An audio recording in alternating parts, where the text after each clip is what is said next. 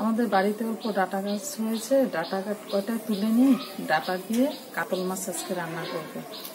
ডাটাটা তুলে নিই।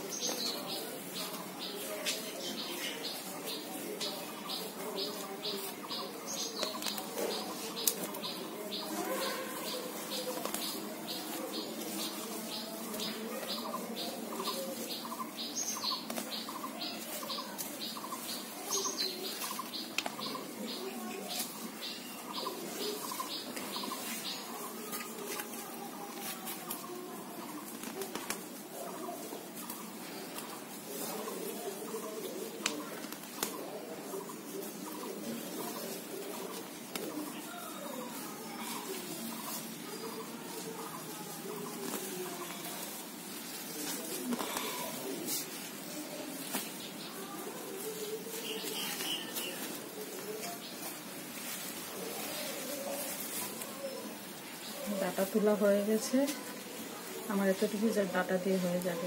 এখন এগুলো ধুয়ে পরিষ্কার করে নিই। এইভাবে করে ডাটাগুলো আমি সমস্তটা কেটে নিব।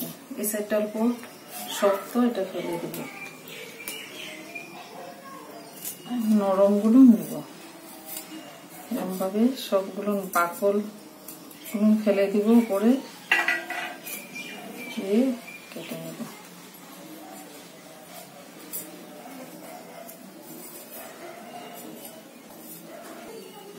এর মধ্যে আমি একটা আলু দিব, দিয়ে মাছ তরকারিটা বানাবো। এটা শক্ত কাতল মাছ দিয়ে আলু আর ডাটা দিয়ে বানাবো। তাই কাতল ডাটাগুলো কেটে নিচ্ছি। এইভাবে করে আমি সমস্তটা কেটে নিব।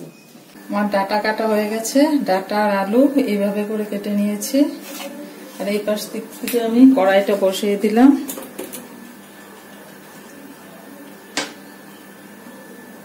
কড়াইয়ে তেল দিয়ে দিলাম।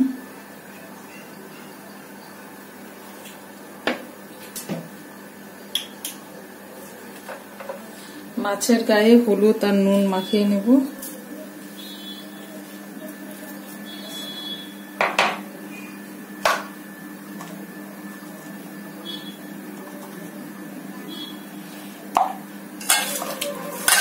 মাছের গায়ে নুন হলুদ মাখানো হয়ে গেছে, এখন আমি কড়াইয়ে দিয়ে দেব।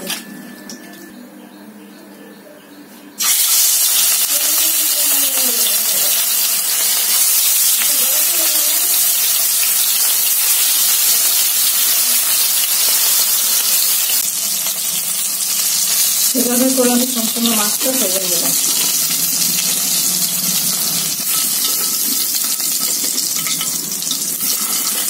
এই তেলে আমি এখন আলু ভেজে নেব।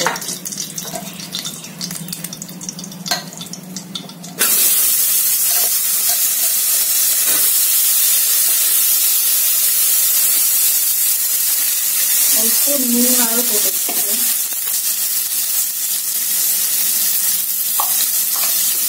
দিয়ে আমি আলুটা দেব। আলুটা হয়ে গেছে, আমি এখন তুলে নেব। আলুটাকে আলাদা করে ভাজলে ভালো হয়। আর অল্প তেল দিয়ে দিলাম।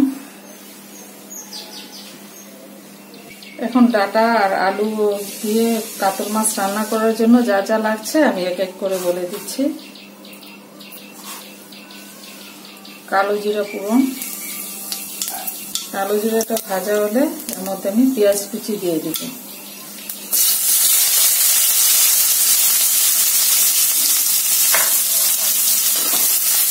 পেঁয়াজটাকে আমি অল্প লাল লাল করে ভেজে নেব।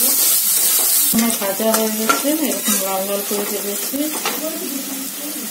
এর মধ্যে আমি জিরার গুঁড়ো দিয়ে দিলাম, লঙ্কা গুঁড়ো, হলুদের গুঁড়ো দিয়ে আমি ভালো করে কষাবো। ডাটাগুলো দিয়ে দিব।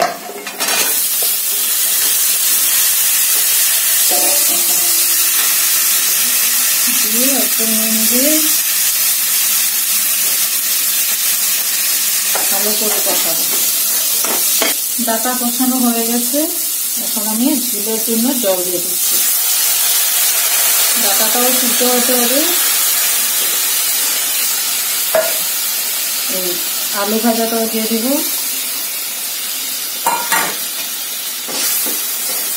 জিরা কাঁচা লঙ্কা কয়েকটা দিয়ে দিলাম। এটা অল্প সিদ্ধ হোক, তারপরে আমি মাছগুলো দিয়ে দিই। ডাটা সিদ্ধ হয়ে গেছে, এখন মাছগুলো দিয়ে দিব।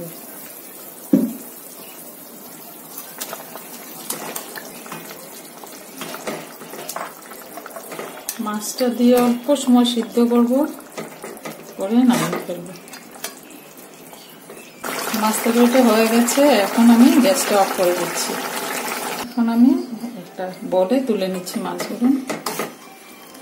আমার এই রেসিপিটি ভালো লাগলে লাইক আর শেয়ার করবেন, আর আমার চ্যানেলটিকে সাবস্ক্রাইব করে দেবেন।